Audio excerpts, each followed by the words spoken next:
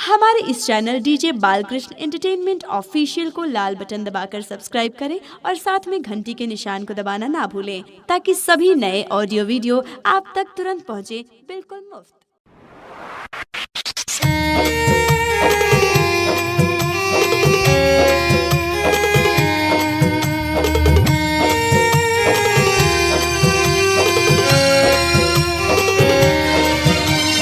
Recording by DJ Balkrishna studio Baheri. करही छी जानी शादी आहा खेलो किया कसम, करही छी जानी शादी आहा खेलो किया कसम, करही छी जानी शादी आहा खेलो किया कसम। दिल लहके यहाँ जाई छी, दिल लहके यहाँ जाई छी, दिल लहके यहाँ जाई छी, कहो न जियब हम।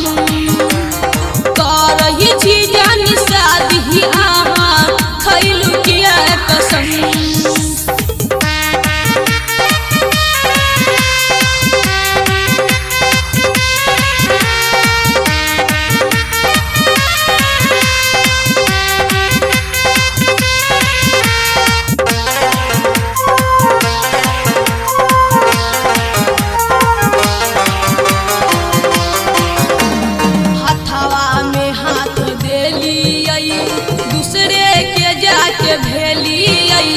हमर ई दीवाना दिल कोना कतोर देलियै,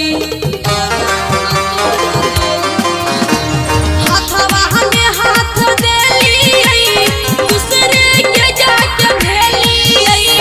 हमर ई दीवाना दिल कोना कतोर देलियै, खाके कहब क्रिया नहीं भूलहब जानियै। दिल लहके यहाँ जाई छी, कोना जियब हम।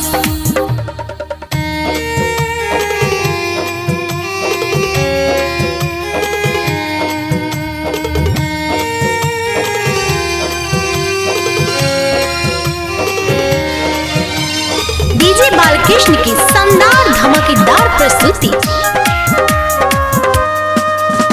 शीशी भरी शराब के पियै छी सनम, पिजरा बनेलू सोना के काई तू भेलू